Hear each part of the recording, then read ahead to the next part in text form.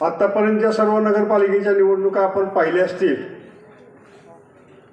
आणि ही होणारी निवडणूक आपण सगळेजण पाहत असता। खऱ्या अर्थाने या निवडणुकीच्या 8 आणि 9च्या प्रभागाच्या उमेदवारांच्या प्रचारासाठी ज्यांच्या नेतृत्वाखाली आपण ही निवडणूक लढतोय ते रहमतपूरचे लोकप्रिय जननायक सन्माननीय सुनीलजी माने, ज्यांनी आता मनोगत व्यक्त केले ते माझे मार्गदर्शक सन्माननीय प्राध्यापक भानुदास भोसले, या नगरीचे माजी लोकनियुक्त नगराध्यक्ष सन्माननीय आनंदजी कोरे, दुसरे आमचे सहकारी सह्याद्री सहकारी कारखान्याचे माजी संचालक अविनाशजी माने तात्या, या नगरीच्या माजी नगराध्यक्ष नीताताई, आमच्या उज्ज्वलाताई, आणि व्यासपीठावर खरं सगळ्यांची नावं घेणं गरजेचं आहे, वेळ खूप झाला आहे। प्रत्येक प्रचार सभेमध्ये माझ्या पत्रकार बांधवांचं नाव माझ्याकडून अनेक वेळा विसरलं आहे। पहिल्यांदा आपली दिलगिरी व्यक्त करतो, आपल्याला उपस्थित राहिल्याबद्दल धन्यवाद देतो। व्यासपीठावरील सर्व सन्माननीय व्यासपीठ, आमच्या या रहमतपूर नगरपालिकेच्याच एका प्रभागामध्ये जो आपण आज प्रचाराची सभा घेतोय तो आमचा दिलीप बाबांचा लाडका प्रभाग। त्यांनी आम्हाला 90 साली मी निवडणुकीत नगरपालिकेत होतो त्यावेळेस तुम्ही बी होता ना आबा,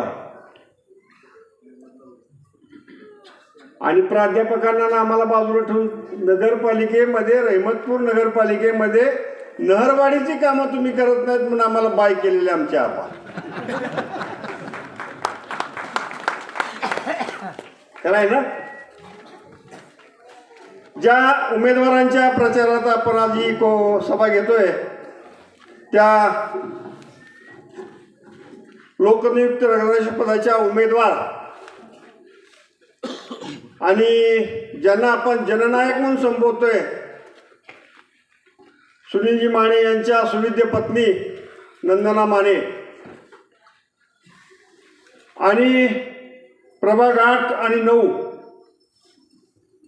ज्या माजी नगराध्यक्ष म्हणून ज्यांनी काम केलं नगरपालिकेमध्ये ते सौ मेघा आनंद कोरे, आणि ज्यांनी 2 वेळा प्रयत्न करून त्यांना घरी बसावं लागलं आणि आता पुन्हा उमेदवारीला उभे राहिलेत ते आमचे राजेशजी कदम, दुसरे आमच्या सौ वैशाली प्रवीण पवार आणि आमचे महेश दिलीप भोसले। आपण सगळ्यांनी अनेक नगरपालिकेच्या निवडणुकीच्या प्रचारामध्ये आपण धामधुमीमध्ये पाहिलं असेल, खऱ्या अर्थाने ही नगरपालिकेची निवडणूक एका वेगळ्या टप्प्यावरून पडलेली आहे।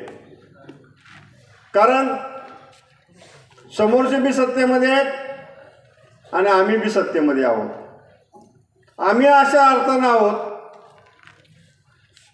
सुनीलभाई यांच्याकडे उपमुख्यमंत्री आहेत, माझ्याकडे उपमुख्यमंत्री आहेत, सुनीलभाई यांच्याकडे कॅबिनेट मंत्री आहेत, माझ्याकडे पालकमंत्री आहेत। काय मंडळींना असं वाटतं की फक्त विकास मीच करू शकतो। काल इथं एक कोपरा सभा झाली आणि त्या कोपरा सभेमध्ये मगाशी आमच्या संजयराव म्हणले, ज्या बाळाला आपण जन्म घातला असेल त्याचाच वारसा आपण घालावं। बरोबर आहे ना? जसं जे बाळ मी जन्माला घातलं होतं 3 वर्षापूर्वी, या नेहरवाडीमध्ये जी विकास कामं मी दिली होती त्या विकास कामांचं श्रेय घेण्यासाठी काल मंडळींनी काय ओहापोहा केला। नगरोत्थानमधून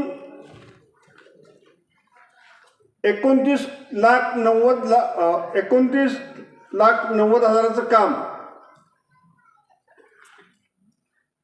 आप्पा कदम, त्यांनी अनिल गायकवाड, शाळा कॉर्नर रस्ता मजबूतीकरण करणे, खडीकरण करणे, ते काम अजून झालेलं नाही. का थांबवलंय, कुणी थांबवलंय मला काय माहित नाही.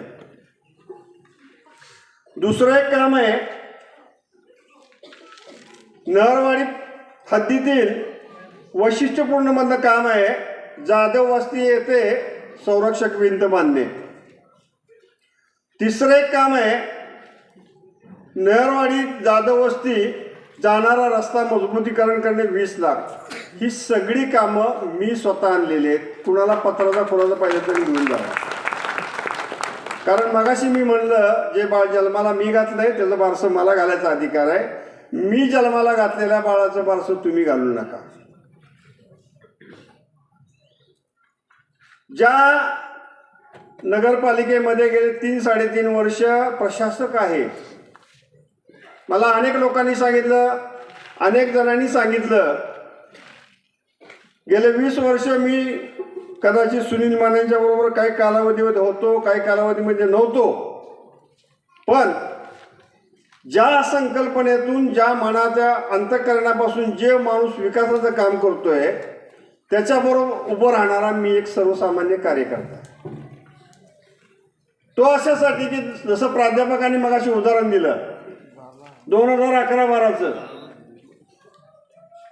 आपण माझ्याबरोबर काही मंडळी होती त्या पार्ट्यात जाऊन बसली की सुनील रावांच्या बरोबर आपण जर गेलो तर 17-0 केल्याशिवाय आपल्याला पर्याय राहणार नाही. त्या करून दाखवलं. आणि आज सुद्धा तीच अवस्था आहे. माझ्याबरोबर नसले तरी काही फरक पडत नाही, कारण वाघाची ताकद काय ती वाघाला माहीत असते.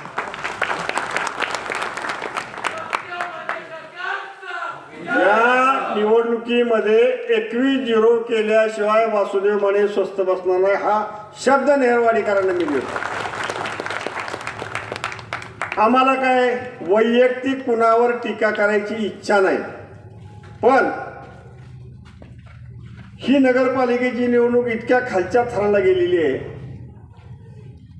रहमतपूरकर सुज्ञ आहेत ना, रहमतपूरमध्ये नगरपालिकेमध्ये कुणाला निवडून द्यायचं, आपण सगळेजण सक्षम आहात ना. मग इथं बाहेरनं गाड्या भरून आणून त्या सभा दाखवायच्या आणि त्या माणसानं ताकद दाखवायची काही गरज आहे. कृपा करून या सगळ्या गोष्टी रहमतपूरकरांनी लक्षात घ्याव्यात. याच्या अगोदरचे बाळासाहेब पाटील होते, इतर काही आमदार होते, शंकरराव जगतापांपासून आपण बघतोय. असं कधी प्रकार आम्हाला बघायला मिळाला नाही. आम्ही सक्षम आहोत आणि ते सक्षम अशासाठी आहोत, आत्मविश्वासपूर्वक सांगतो. कारण काय झाले, अलीकडे एक बरेचसे ज्योतिषी निर्माण झालेत रहमतपूरमध्ये. 25 वर्षानंतर माझ्या कुटुंबामध्ये मी माझ्या मुलांच्या इच्छेखातर उमेदवारीची मुलांनी इच्छा व्यक्त केली. पत्रकार बांधवांनो, काय माझ्या मनात सुद्धा नव्हतं की आमच्या कुटुंबामध्ये उमेदवारी घ्यावी, कारण या निवडणुका कशा होत्यात, काय होत्यात ते तुम्हाला सगळ्यांना माहीत आहे. चला ठीक आहे, मुलांनी उमेदवारी डिक्लेअर केली आणि ज्यांनी अनेक वर्ष माझ्याबरोबर काम केलं आणि त्यांना काय सपान पडलं.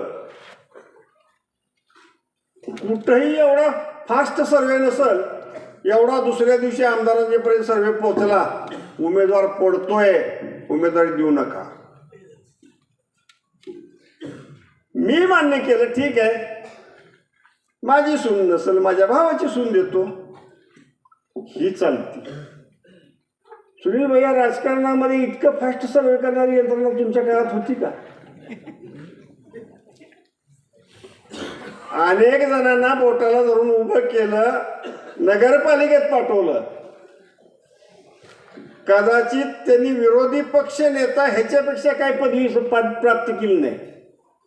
काही कामं आणले असतील, रहमतपूरकरांनाही माहीत आहे, भैयानाही माहीत आहेत, मलाही माहीत आहे. आम्हाला पंचांगण उघडायला लावू नका. जे माझ्यावर होते त्यांना मी आव्हान करतो आणि जे निवडून गेले होते त्यांनाही आव्हान करतो. काय असते, राजकारणात मर्यादा पाळायच्या असतात. कायमचा कोण शत्रू नसतो, कायमचा कोण मित्र असतो. आता म्हणाल सुनील मानेंनी तुम्हाला किती सीटा दिल्या. अरे बाबा, सीटासाठी आम्ही सुनील मानेंना मदतच करत नाही ना. मी अशा विचाराचा माणूस आहे, ज्या माणसाकडे ध्येय आहे, उद्दिष्ट आहे, ज्या रहमतपूरसाठी तन मन धन ओतून काम करायची प्रामाणिक इच्छा आहे, मग त्या माणसासाठी प्रामाणिकपणानं नुसतं मागं उभं राहिलं तरी ते 20चे 20 उमेदवार माझे आहेत असं मी मानणार नाही. मग वासुदेव मानेनं एक दिला आणि एक त्यांचा आहे. अरे कशाला काळजी करता तुम्ही? वासुदेव माने सक्षम आहे ना, त्याला सुनील माने सक्षम आहेत ना. तुम्ही आता ही मापं काढायची, आंब्याच्या झाडाला दगड मारायची सवय बंद करा आणि येणाऱ्या नगरपालिकेचा निवडणुकीचा निकाल काय तो आज मी सांगतो. आमच्या नंदावहिनी तर नगराध्यक्ष होणारच. अधिक राजेशजी, तुम्ही सुद्धा यावेळेला नगरपालिकेत जाणार एवढा शब्द देतो. थांबतो. जय हिंद, जय महाराष्ट्र.